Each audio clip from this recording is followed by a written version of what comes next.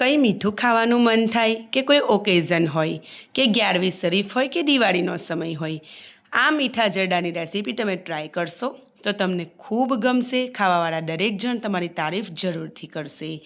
બહુ જ ઝટપટ બની જાય છે, બહુ જ વધારે ટેસ્ટી પણ બને છે. તો ફ્રેન્ડ્સ, શિક્ષક સાથે રસોઈમાં તમારું સ્વાગત છે. આજે આપણે જરદાની રેસીપી બનાવીશું અથવા મીઠા પુલાવની રેસીપી બનાવીશું. એકદમ સરળ રીતે બનાવીશું. કોઈ પણ પ્રકારની ઝંઝટ કર્યા વગર ઝટપટ બનીને તૈયાર થઈ જશે. તો ચાલો ફ્રેન્ડ્સ, બનાવવાનું શરૂ કરીએ. એકદમ ઇન્સ્ટન્ટ મીઠા જરદાની રેસીપી. એના માટે અહીં મેં એક તપેલીમાં પાણી લીધેલું છે, અડધી તપેલી જેવું ભરીને, અને એમાં મેં 2 કલાક જેવા પલાળેલા ચોખા એડ કરીશ. આ ચોખા જે છે તે બાસમતી ચોખા છે. તમે સેલા રાઈસ પણ લઈ શકો છો. બિરયાની માટે આપણે જે ચોખા જનરલી વાપરતા હોઈએ છીએ એ જ આપણે જરદા માટે વાપરી લઈએ તો ચાલે. અહીં પાણી થોડું હૂંફાળું ગરમ થયું છે, હલકું. થોડું વધારે ગરમ હોય તો પણ ચાલે. એમાં આપણે ચોખાને એડ કરી દઈશું. ફ્રેન્ડ્સ, તમારી પાસે વધારે સમય હોય તો તમે ચોખાને 2 થી 2.5 કલાક સુધી પણ પલાળી શકો છો. અહીં મેં ઓરેન્જ ફૂડ કલર એડ કરેલો છે, જે ઓપ્શનલ છે. તો ઓરેન્જ કલરનો જરદો બનાવવા માટે મેં ઓરેન્જ ફૂડ કલર એડ કરેલો છે. તમે યલો બનાવવા ઈચ્છતા હોય તો યલો પણ એડ કરી શકો, અથવા તમે એને સ્કીપ કરીને વ્હાઇટ કલરનો જરદો પણ બનાવી શકો. એમાં 1 ચમચી જેટલું મેં દેશી ઘી એડ કર્યું છે. દેશી ઘીનો ટેસ્ટ એમાં બહુ જ સરસ લાગતો હોય છે, ખાવામાં બહુ જ મસ્ત લાગતો હોય છે. તો ફ્રેન્ડ્સ, આપણે આ રીતે એકદમ સારી રીતે મિક્સ કરી લઈશું અને પછી એને ઢાંકીને 100% સુધી, એટલે કે 100% આપણા ચોખા સરસ સોફ્ટ થઈ જાય ત્યાં સુધી આપણે એને થવા દઈશું. તો લગભગ 4 થી 5 મિનિટ જેવો સમય લાગશે. વચ્ચે વચ્ચે આપણે ખસાડીને હલાવી લેવાનું અને ચેક કરી લેવાનું. તો જુઓ ફ્રેન્ડ્સ, લગભગ 4 થી 5 મિનિટ જેવું થઈ ગયું છે.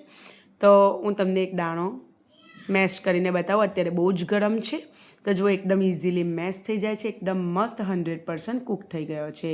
બીજા 1-8 મિનિટ જેવું મેં થવા દીધેલું અને પછી મેં એને સ્ટ્રેનરમાં સ્ટ્રેન કરી લીધેલું, બધું પાણી કાઢી લીધેલું. તો ફ્રેન્ડ્સ, આ એકદમ ઇમ્પોર્ટન્ટ સ્ટેપ છે. આપણે ચોખાને બિલકુલ કસર નથી રાખવાની. એમાં જેવી રીતે આપણે બિરયાનીમાં જનરલી રાખતા હોઈએ છીએ એવું નથી કરવાનું. આપણે એને 100% સારી રીતે કૂક કરી દેવાના છે. પછી એને સ્ટ્રેનરમાં સ્ટ્રેન કરી લેવાનું. હવે મેં એને નિતારી લીધેલા છે. બીજી બાજુ કઢાઈ લઈ લીધેલી છે. એમાં પણ આપણે 1 ચમચી જેટલું ઘી એડ કરીશું. અહીં મેં દેશી ઘીનો યુઝ કરેલો છે. તો તમે તમારી પસંદ પ્રમાણે જે રીતનું અવેલેબલ હોય એ રીતે કરી શકો છો. હવે એમાં આપણે ડ્રાયફ્રૂટને પહેલાં રોસ્ટ કરી લઈશું. તો અહીં તમે તમારી પસંદના ડ્રાયફ્રૂટ્સ લઈ શકો છો.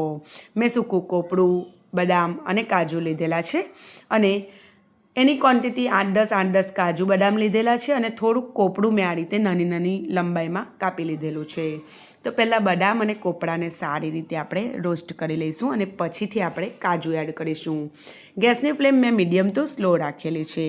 તો ફ્રેન્ડ્સ, તમે ક્યારેય આવી કોઈ મીઠી રેસીપી ટ્રાય કરી છે કે કેમ, મને કમેન્ટ સેક્શનમાં કહેજો. મારી આ રેસીપી તમે કયા શહેર અને કયા દેશમાંથી જોઈ રહેલા છો, તમારા નામ સાથે મને જરૂર જણાવજો.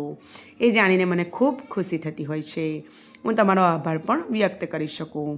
તો ફ્રેન્ડ્સ, જુઓ, હવે મેં એમાં કાજુ એડ કરી દીધેલા છે. એને પણ આપણે અમુક સેકન્ડ સુધી રોસ્ટ કરી લઈશું. એમાં હલકો ગોલ્ડન કલર આવે ત્યાં સુધી આપણે રોસ્ટ કરીશું. આ રીતે ડ્રાયફ્રૂટને આપણે રોસ્ટ કરીને લઈએ છીએ ને, તો એનો ટેસ્ટ બહુ જ સરસ આવતો હોય છે. તો જુઓ ફ્રેન્ડ્સ, ઝટપટ ડ્રાયફ્રૂટ રોસ્ટ થઈ ગયેલા છે. હવે એને આપણે એક વાસણમાં કાઢી લઈશું.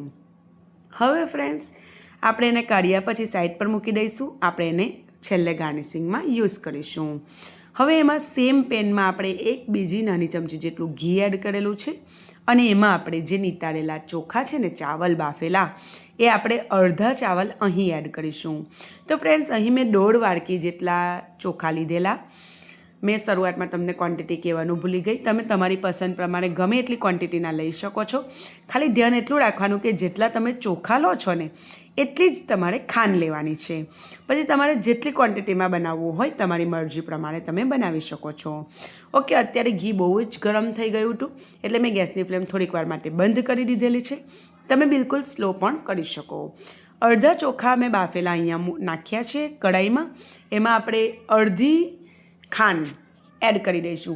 એટલે મેં 1.5 વાડકી જેટલા ચોખા લીધેલા છે, એટલે 1.5 વાડકી જેટલી ખાંડ હું યુઝ કરવાની છું. એમાંથી 1 વાડકી જેવી મેં અહીંયા એડ કરેલી છે. પછી આપણે એમાં હું લવિંગ, તજ અને ઇલાયચી શરૂઆતમાં નાખવાનું ભૂલી ગઈ હતી. એટલે મેં 1.5 વાટકી જેટલી ખાંડ એડ કરી દીધેલી છે અને એમાં લવિંગ, તજ અને ઇલાયચી એટલું એડ કરી દઈશ. તમે એને શરૂઆતમાં ઘીમાં પણ એડ કરી શકો છો. મેં આ પોઈન્ટ પર એડ કરેલું છે અને બાકીના અડધા ચોખા હવે એડ કરી દઈશ.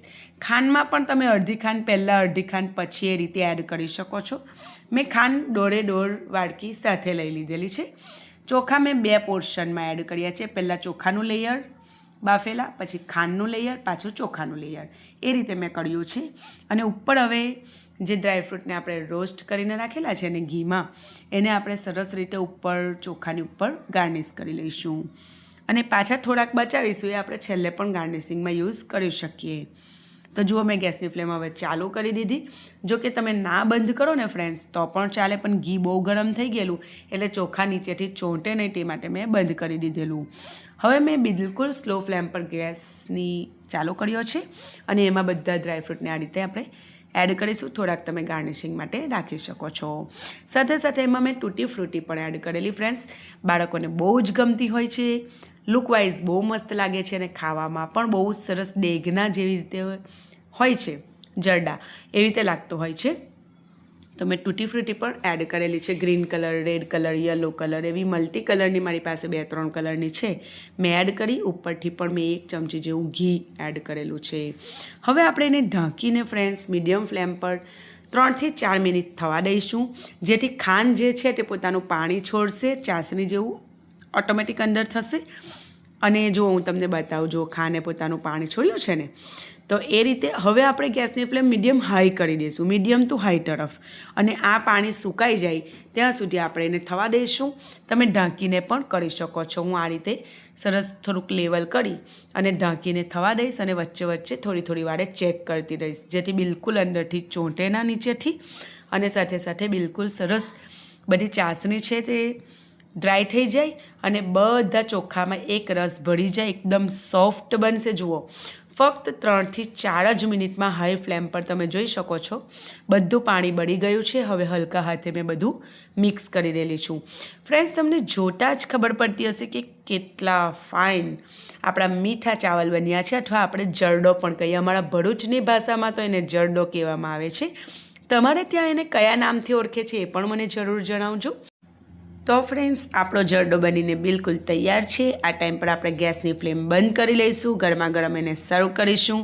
તો ફ્રેન્ડ્સ, તમે પણ જરૂરથી આ જરડાની રેસીપી ટ્રાય કરજો. વિડીયો ગમ્યો હોય તો લાઇક કરી ચેનલને જરૂરથી સબસ્ક્રાઈબ કરજો. ફરી મળીશું. આવજો. Take care. Bye bye.